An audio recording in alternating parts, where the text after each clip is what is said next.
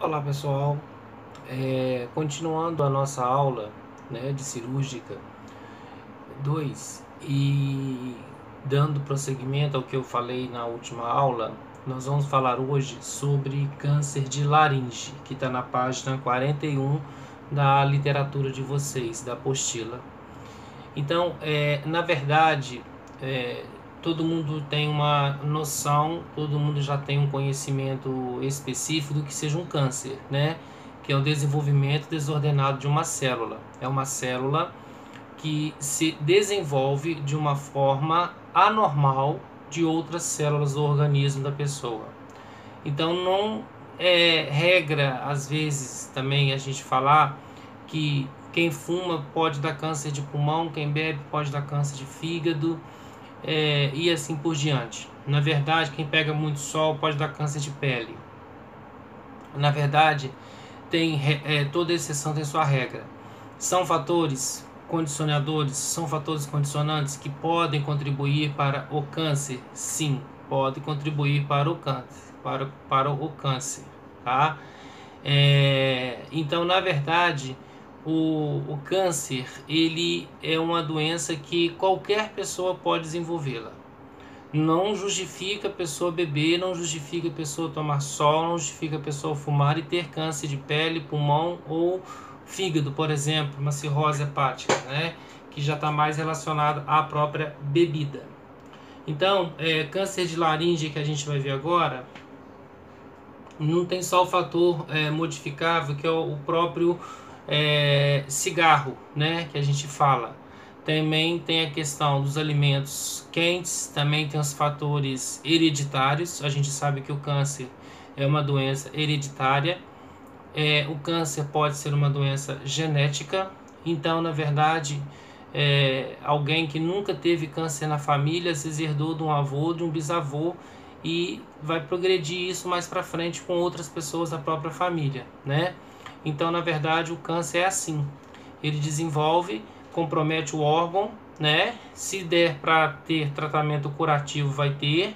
Se for para ter tratamento paliativo, que é aquele tratamento que a gente já viu em outras matérias, que não tem expectativa de cura, o tratamento ele é somente paliativo, ele somente vai amenizar um pouco a dor do paciente, né? Mas assim, expectativa de cura não tem, né? A gente fala que paciente fase paliativa, paciente terminal, é paciente que já está na fase terminal da doença e que não tem muito o que se fazer com relação à terapêutica desse paciente, junto da assistência de enfermagem, junto da assistência médica.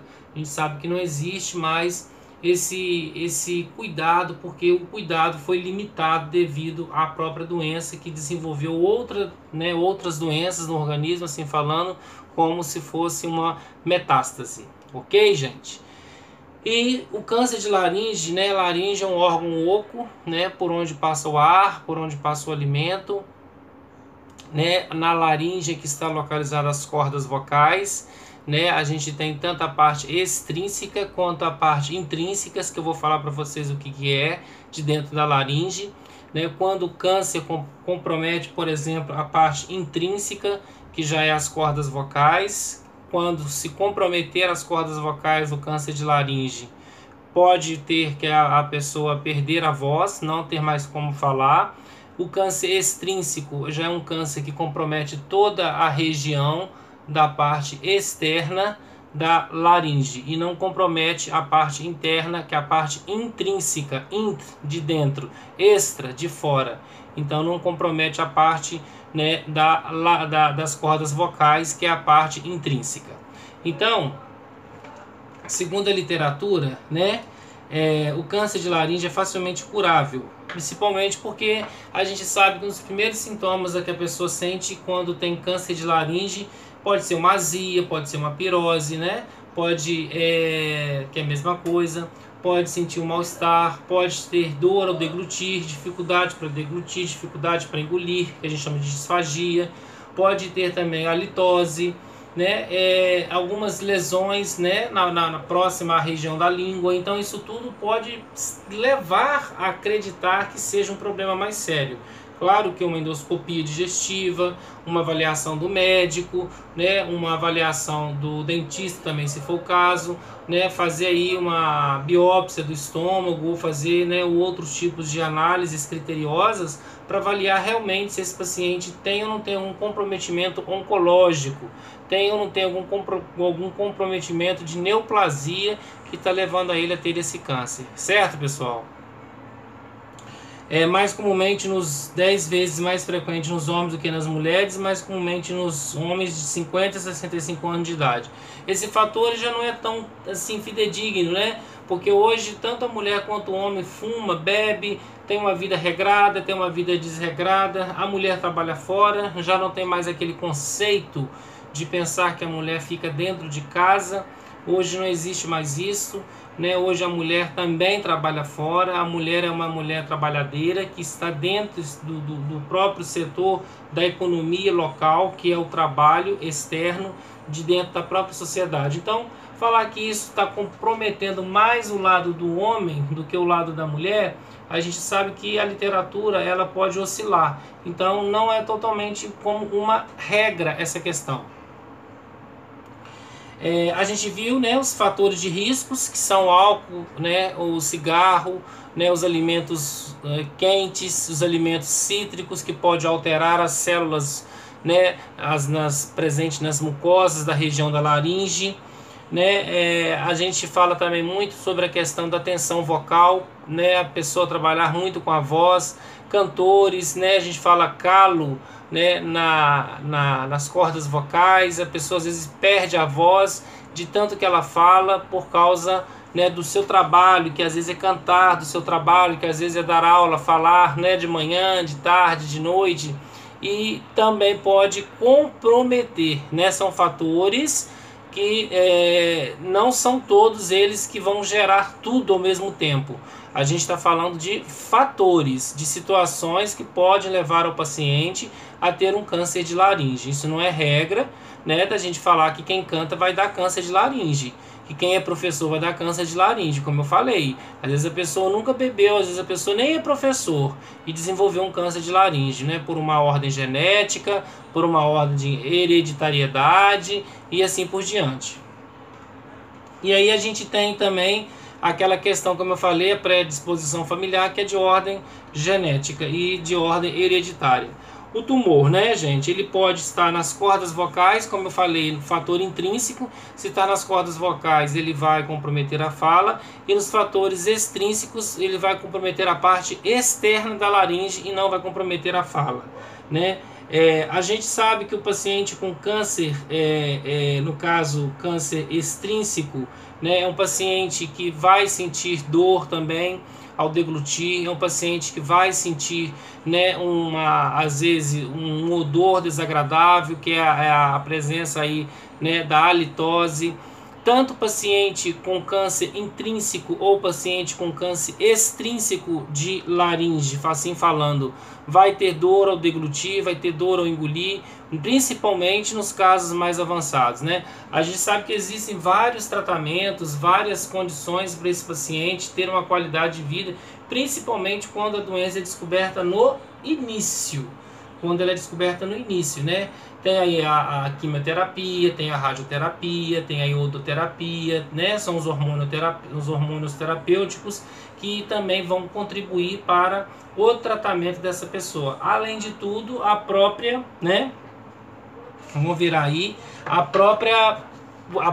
o próprio procedimento invasivo, que é o que? A retirada da laringe, né? A retirada da laringe. A retirada da laringe a gente chama de quê, gente? Laringectomia. A retirada da laringe é um procedimento chamado laringectomia. Então tem laringectomia parcial, que tira somente uma parte onde está localizado a doença da laringe, né? O paciente ainda consegue falar ainda um pouco, o paciente consegue deglutir um pouco, o paciente consegue ainda ter um pouco de qualidade de vida. A laringectomia total já é um quadro mais avançado, né, segundo a literatura, onde o paciente ele simplesmente não tem mais chance de ter uma qualidade, né, ou seja, engolir, falar. A dieta dele pode ser nasogástrica, pode ser nasoentérica, pode ser via gastrostomia, jejunostomia, ou se ele tiver na fase final, pode ser também via parenteral, né? O paciente recebendo dieta via parenteral. Né? Então, laringectomia total, quando o câncer é extrínseco e se expande além das cordas vocais. Então, é um câncer mais avançado, como eu já falei, é um câncer, desculpa, que está localizado, propriamente dita, nas partes, né, toda da laringe, que comprometendo a parte da laringe vai fazer com que esse paciente tenha mais o que? Problema com relação à sua saúde. O intrínseco, ele está localizado só na corda vocal. O extrínseco, ele já pega toda a parte, como eu falei para vocês agora, né? Ele pega toda a parte, ele compromete muito mais a situação, fazendo com que a pessoa ela tenha necessidade, infelizmente, de retirar toda a sua laringe, fazendo aí o que nós chamamos de laringectomia, né? É difícil, é complicado, principalmente quando a pessoa está lúcida e ela realmente, né, sabe.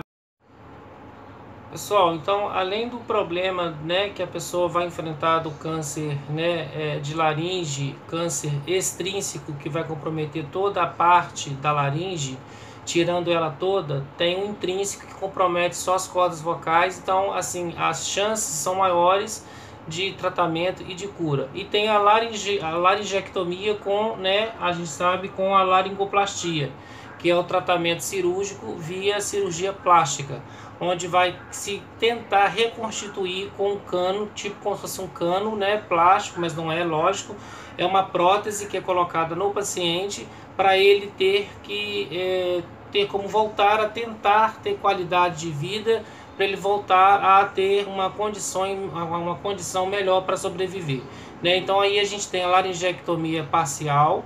A laringectomia parcial geralmente ela compromete somente as cordas vocais, por exemplo, né? São fatores intrínsecos, né, que pega só as cordas vocais. A laringectomia total, ela já pega a parte do câncer, né, que é o câncer extrínseco, que são a parte total, né, não é só as cordas vocais, a parte total. Igual fala na laringectomia parcial, né, é recomendada nos estágios iniciais, especialmente no câncer intrínseco da laringe, limitado às cordas vocais. Então, no início, a laringectomia parcial, ela está no câncer intrínseco, né, ou seja, o paciente está com câncer nas cordas vocais somente.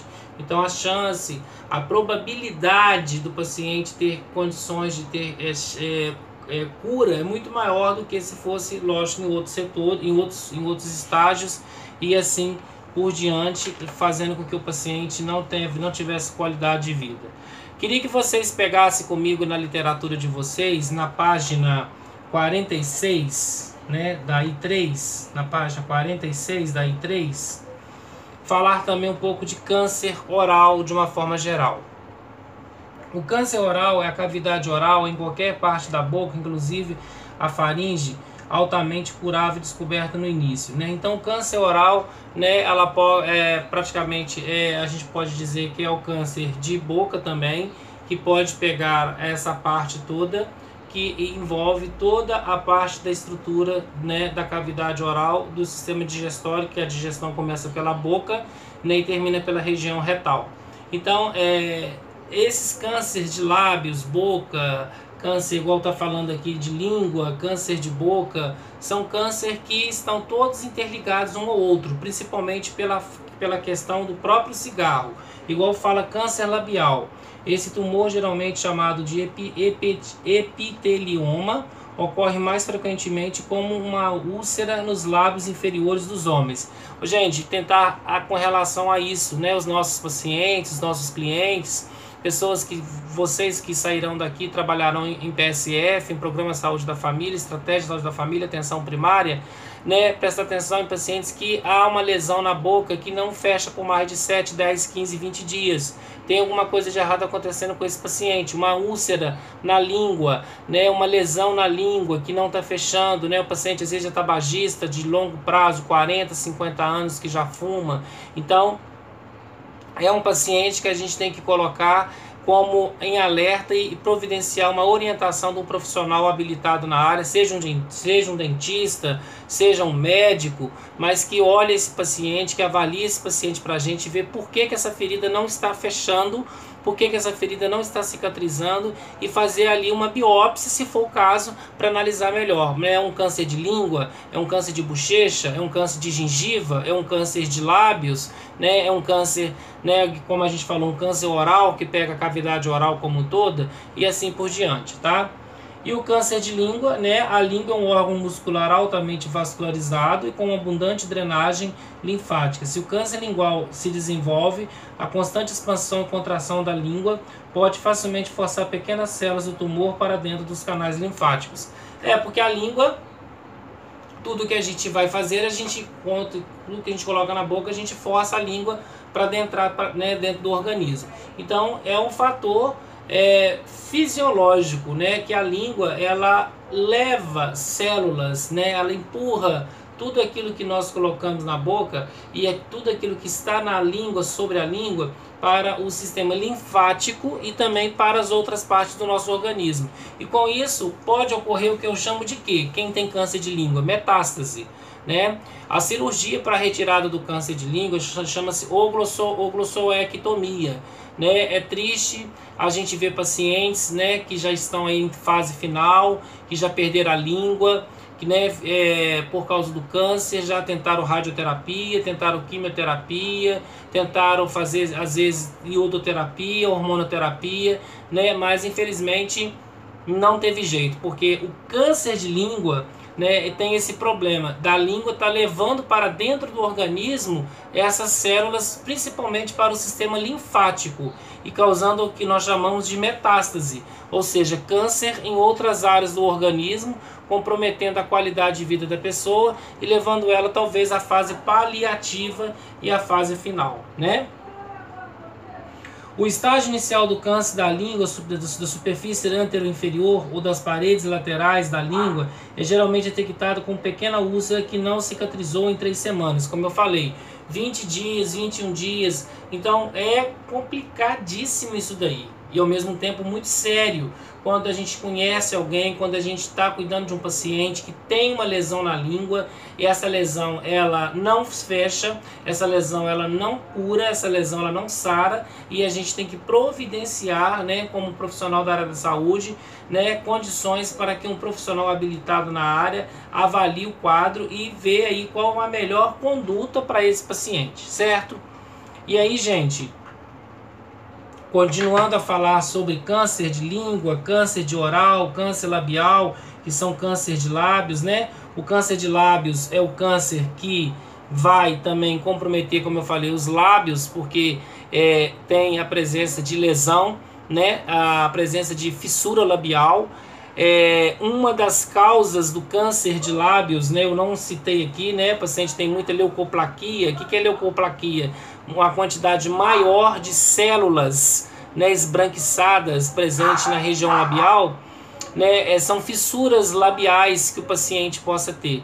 Principalmente é uma questão cultural da pessoa, a gente não está aqui para falar nem A e nem B, é uma questão cultural da pessoa, é o cachimbo, é a questão do cigarro de palha, né, que também são fatores modificáveis que pode levar a pessoa a ter o câncer de língua, ter o câncer labial, ter o câncer de boca, ter o câncer de gengiva, ter o câncer assim de uma forma geral, até, né, da laringe, da faringe, mas falando ali especificamente do câncer labial, o cachimbo, o fumo de rolo, né, o cigarro de palha, também eles são mais, digamos assim, radicais no sentido de promover uma lesão na boca do paciente, causando aí provavelmente uma doença maligna ou benigna intitulada como câncer, né?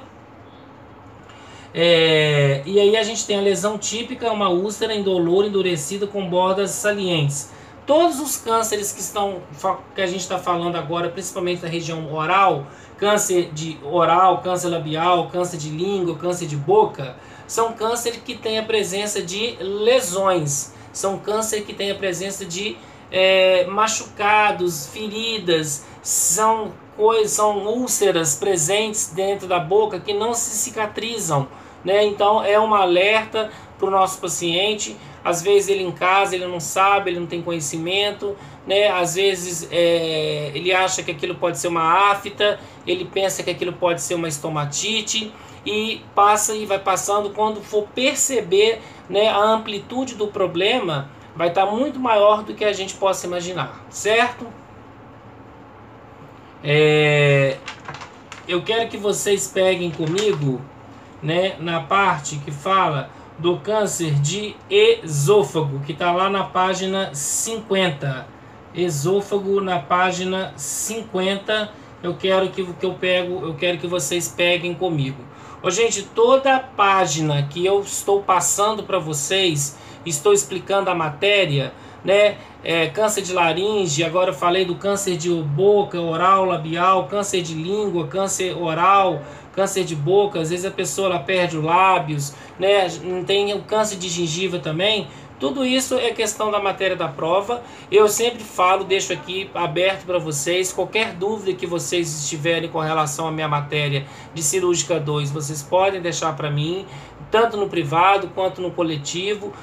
Se vocês quiserem uma aula tirar dúvidas, possamos fazer essa aula tirar dúvidas, para que vocês, né, não fiquem perdidos na matéria, né? Porque a matéria está andando, já foi feita uma primeira prova, agora eu estou começando com a matéria de novo, né? Já falamos aí de outros assuntos pertinentes, e aí vocês têm que dar andamento na matéria, não podemos parar, correto? E lá na página 50, quando a gente fala de câncer de câncer de esôfago, o paciente ele sente primeiro dificuldade intermitente e crescente de deglutir, né? A princípio, somente alimentos sólidos não dão problemas, mas à medida que o crescimento, né, ele vai acontecendo, o paciente vai começando a ter uma disfagia, né? Então, o câncer de esôfago, ele está próximo ao duodeno, ele está próximo ao estômago, né? O esôfago está entre um pedacinho dele, está entre, digamos assim, o câncer pode estar entre o esôfago e o estômago, causando aí um comprometimento mais sério na pessoa, né? Então, o câncer de esôfago também é uma coisa séria. Pessoal, muitas das vezes o único tratamento para o câncer de esôfago, a cura do câncer de esôfago, é a retirada do esôfago, né? O paciente com câncer de esôfago, ele também compromete aí a sua digestão, ele compromete, né, falando assim, a parte alimentar dele, né? Ele tem disfagia, ele tem dificuldade para alimentar, ele não tem uma qualidade na sua alimentação, ele tem perda ponderal, né? O que significa isso? Ele tem perda de peso, pode levar até um quadro de subdesnutrição ou desnutrição, porque na verdade ele passa a não comer mais pela boca, que a comida vai passar pelo esôfago. Na verdade, o médico que está avaliando, tratando e cuidando do paciente, começa a fazer o que com esse paciente? Mudar a via de administração de medicamento, de dieta desse paciente. Vai ser nasogástrica, vai ser nasoentérica, vai ser jejunostomia, vai ser gastrostomia, ou como eu falei, na fase final do paciente, o paciente já está na fase terminal, o paciente já está na fase paliativa, que não tem expectativa de cura, vai ser uma dieta parenteral, né? O paciente já não tem mais condições, né? Não tem mais condições de ter uma qualidade de vida, está com a imunidade baixa, né? Ele pode estar aí com outros problemas mais sérios, como pneumonia, né? Que pode comprometer dando derrame pleural, né? Tendo que drenar o tórax, né? Então ele tem outros tipos de problemas, como hipertermia, febre. É uma situação delicada, né? E é importante falar para nós, todos tenham ciência. Todo paciente oncológico, todo paciente que faz tratamento de câncer, todo paciente que tem neoplasia não pode apresentar febre. Não pode apresentar febre. Ele pode ter uma neutrofilia, né? Ele pode ter uma neutropenia, então ele não pode apresentar febre. Paciente oncológico com quadro de febre, pessoal, é o hospital. tem que encaminhar-o para o hospital. Você que vai ser futuro técnico, que vai trabalhar em home care, por exemplo, e o seu paciente ele é um paciente oncológico e ele está apresentando febre, tem que lhe encaminhar para o hospital. É sugestivo de infecção, é sugestivo de rebaixamento ali de células de defesa, então é sugestivo até para que esse paciente entre com antibiótico-terapia por causa do problema do câncer dele. E aí, falando ainda do câncer de esôfago, para as lesões esofagianas inferiores, pode-se consegui-la com acesso pelo tórax ou através do abdômen. A porção do esôfago contendo o crescimento é removida e a continuidade do trato gastrointestinal é reformada, trazendo o estômago para dentro do tórax e nele implantando a parte proximal do esôfago, né, fazendo ali uma esofagogastrostomia. É como se fizesse uma ponte, é como se fizesse ali uma ligação entre o esôfago e o estômago.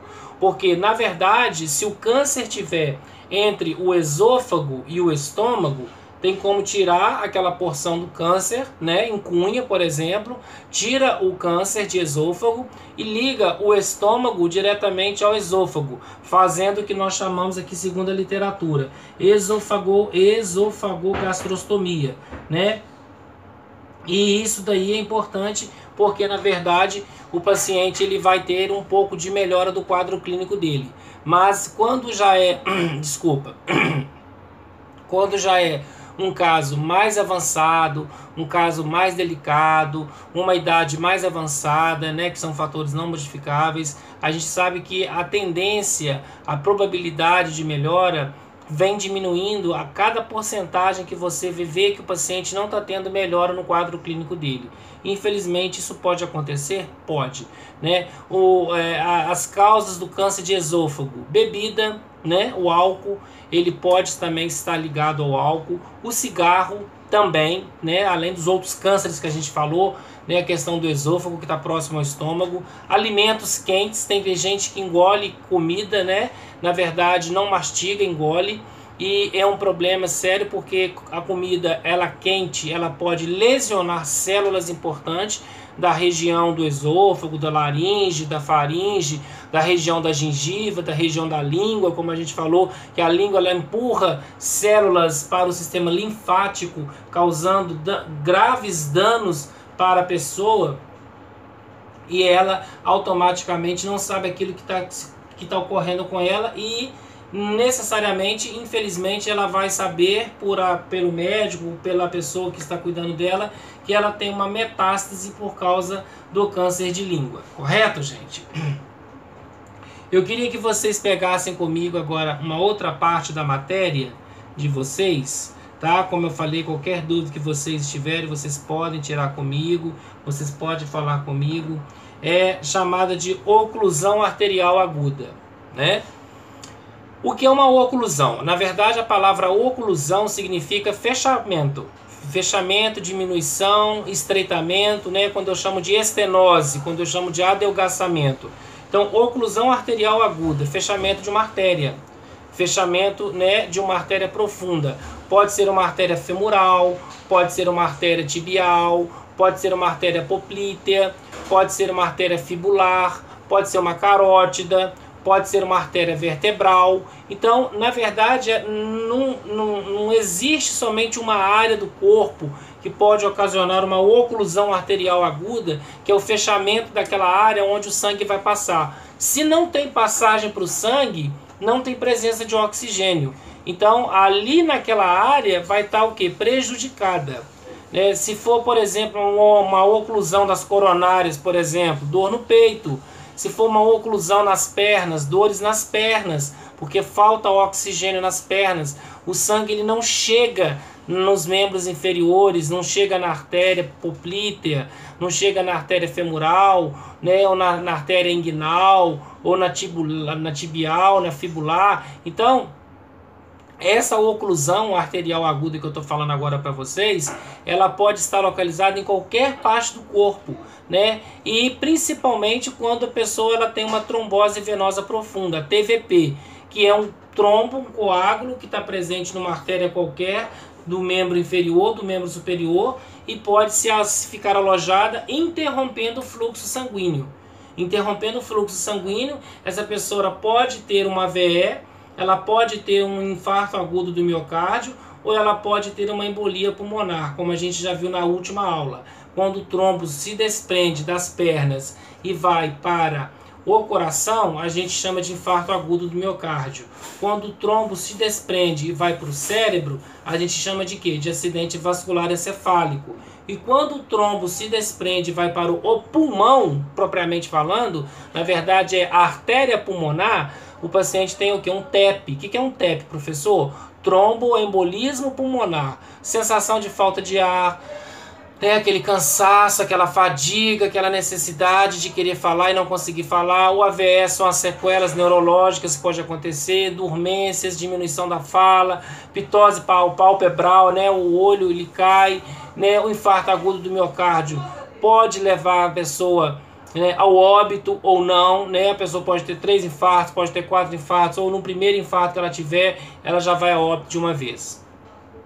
E as causas mais frequentes da oclusão são embolias, como eu falei para vocês, presença de placa de gorduras, né? A nicotina, o cigarro, né?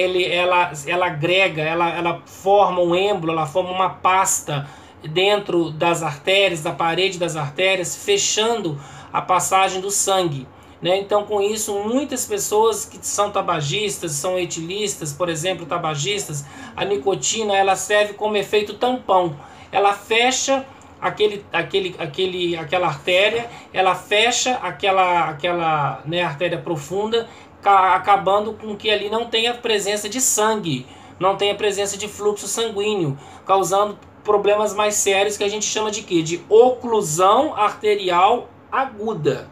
Então, gente, para a gente fechar, oclusão arterial aguda é o fechamento de uma artéria causada por um trombo, seja uma placa de gordura, né, placa de ateroma, a gente chama de arteriosclerose, porque a arteriosclerose é o enrijecimento e o fechamento da luz do vaso, é o estreitamento. A gente não pode confundir, eu tenho arteriosclerose e eu tenho ateriosclerose. A arteriosclerose é a presença da formação, né, do trombo de gordura, do coágulo de gordura, da placa de ateroma dentro aí da região da artéria, fazendo a oclusão. E a arteriosclerose é o que? É o enrijecimento, é a diminuição da luz do vaso. Não tem placa de ateroma, mas ele tem um enrijecimento e esse enrijecimento faz a diminuição da luz do vaso para a passagem do sangue, correto? E aí, a partir de que momento que ocorre a oclusão, no caso vascular, né? A literatura fala, a oclusão mais extensa e rápida se desenvolverá na circulação colateral, nas instalações agudas, quando não há tempo suficiente para formar a circulação colateral, os tecidos sofrerão intensamente isquemia, morte dos tecidos, principalmente quando eu falo de infarto, né? Quando eu falo da parte da perna, que aí a pessoa tem uma claudicação intermitente, que é a diminuição da presença de sangue. Quando a gente fala que a pessoa tem uma estenose, né? Que é a diminuição da luz do vaso, com isso não tem a passagem de sangue e a pessoa tem dores nas pernas, tem dificuldade para deambular e assim sucessivamente complica a sua. Então, pessoal, olha só, a doença arterial aguda é uma doença grave, é uma doença que compromete tanto os membros inferiores como os membros superiores, porque pode ter doença arterial aqui na carótida, próxima ao pescoço, né, esse músculo aqui externo glidomastoide. Pode ter presença na artéria radial, a presença de um trombo, de um coágulo, e também nas pernas, causando aí a dificuldade para deambular, dores para deambular, quedas na própria altura, sem contar que às vezes pode estar confundindo com, por exemplo, uma neuropatia de membro inferior, que é a perda da sensibilidade dos membros inferiores, uma vez que a pessoa ela tem a queda e ela não sente a queda, ela só sente quando ela está no chão, quando ela sofreu a queda. Ela tem um enfraquecimento do tônus muscular, né? A neuropatia periférica ela causa um enfraquecimento do tônus muscular. E a oclusão arterial aguda, né, o tratamento é com medicamentos antiagregantes plaquetários, né, com AS, simvastatina, Marevan, varfarina, xarelto, né, Clexane, todo esse aparato de medicamentos, né, alguns deles, né, clopidogrel, que são medicamentos que a aspirina prevente, que pode contribuir para a diminuição da formação do coágulo, para a diminuição da formação do trombo de gordura, né, da plaquetocitose, aumento de plaquetas no organismo, que pode fazer a aumentação da fluidez sanguínea, quer dizer, diminuição da fluidez sanguínea, e ter uma caracterização chamada de êxtase circulatória. E essa que é o X da questão. A êxtase circulatória é a diminuição da circulação corporal, é a diminuição da circulação sanguínea. O paciente com êxtase circulatória, ele não chega sangue em todas as partes do corpo humano. Então, onde falta sangue na parte do corpo humano, falta oxigênio. Se falta oxigênio, o paciente sente dores nas pernas, sente dores nos braços, sente dores na nuca, sente dores no peito, porque é na região das coronárias, e assim por diante. Perfeito? Aí nós temos, né, as tromboses, né, os trombos, coágulos que ocluem, né, no caso aí em vaso sanguíneo, no seu ponto de formação, como mais frequente, a arteriosclerose, que no caso aí é o enrijecimento da parede, e a aterosclerose, no caso aí, é a presença da placa de ateroma, ok? Então isso pode comprometer aí a qualidade das pessoas. E aí, gente, sinais e sintomas, né? Sinais e sintomas. A gente viu dor, né? Principalmente, como está falando aqui, da metade dos casos é insidiosa e de fraca intensidade, 50% restante é súbita e forte intensidade, né? Queimação, ardência, incômodo, anda e para, anda e para, anda e para, porque não aguenta, porque não tem sangue que leva oxigênio nas pernas, por exemplo. Existe tratamento cirúrgico? Existe tratamento cirúrgico, nós chamamos de quê? De angioplastia, né? Ou seja, colocado um stent no local onde está ocluído a parte que não tem presença de sangue, para que haja o quê? Fluxo sanguíneo naquela parte do organismo da pessoa, para que ela tenha condições específicas para ela ter qualidade de vida, e ali, né, nitidamente falando, o sangue vai e vem, vai e vem, vai e vem, acabando, por exemplo, com essa situação de ter dores nas pernas por falta de oxigênio, né? Então, uma outra forma também da gente saber como ter um tratamento é o tratamento cirúrgico, que é, né, por indicação médica, por indicação do clínico. Aí tem que consultar com o anestesista, consultar com o médico cardiologista para fazer o risco cirúrgico, né? Toda essa parte a enfermagem também orienta com relação ao que o paciente pode fazer, né? Ele precisa passar por esses profissionais para que eles tenham autonomia de dar uma carta de autorização, para eles fazerem a cirurgia sem problema de risco algum que possa comprometer a qualidade de vida dessas pessoas. E aí a gente já falou do tratamento cirúrgico. Tem a embolectomia, né, que é a retirada do êmbolo. Hoje o que mais se faz é a angioplastia, né, que na verdade é a colocação de um stent, de uma molinha, né, dentro da artéria, que vai comprimir aquele vaso, né, que vai comprimir, né, digamos assim, aquela placa de ateroma, o que vai comprimir aquele coágulo que está diminuindo a passagem do sangue. Ou quando ele coloca o stent, o que o stent faz? Abre. O stent abre a passagem de sangue para o quê? Que haja o quê? Diminuição de êxtase circulatória. Então, na verdade, eu tenho uma oclusão arterial. Colocou o stent abre, né? Ele coloca como se fosse o quê? Uma pecinha lá dentro que a gente chama de stent, que faz com que há uma abertura da parede da artéria e assim o paciente tenha qualidade de vida e diminuição de dores nas pernas, correto? E como eu falei para vocês, as doenças, né, arteriais, elas podem ser chamadas de arteriosclerose, que é a perda da elasticidade, como aterosclerose, que é a presença da placa de gordura. Tem muitos, né, colegas às vezes que confundem a arteriosclerose para a aterosclerose. Na verdade, a arteriosclerose, né, a arteriosclerose, ela é a diminuição da luz do vaso. E a aterosclerose nada mais é do que a presença aí, né, da placa de ateroma impedindo a passagem do sangue desse paciente, tá, gente?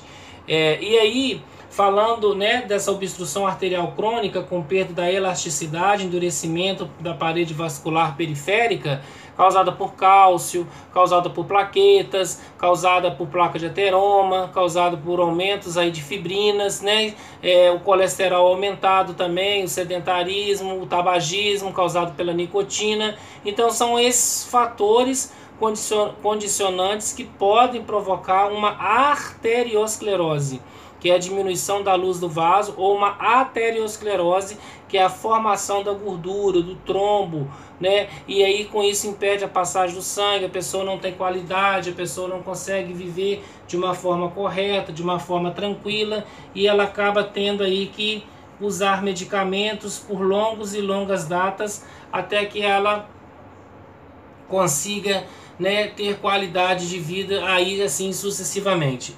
A placa de ateroma é uma filtração endoarterial de lipoproteínas e cálcio que cresce na íntima para a luz da artéria, provocando seu estreitamento. Com isso, irá ocorrer isquemia, má irrigação sanguínea, necrose, gangrena e morte dos tecidos. A gente viu isso daí, né? Então, a placa de ateroma, né, é um corpo estranho, né, que está dentro da artéria, como se fosse uma parede, como se fosse uma barragem, como se fosse uma limitação que impede literalmente a passagem do sangue, né? Então isso daí é formado por massas de gorduras, por excesso de plaquetas, por nicotinas, como eu falei, e isso daí tanto pode levar à doença arterial, oclusão arterial aguda, como também a arteriosclerose, como a aterosclerose. É uma condição clínica, gente.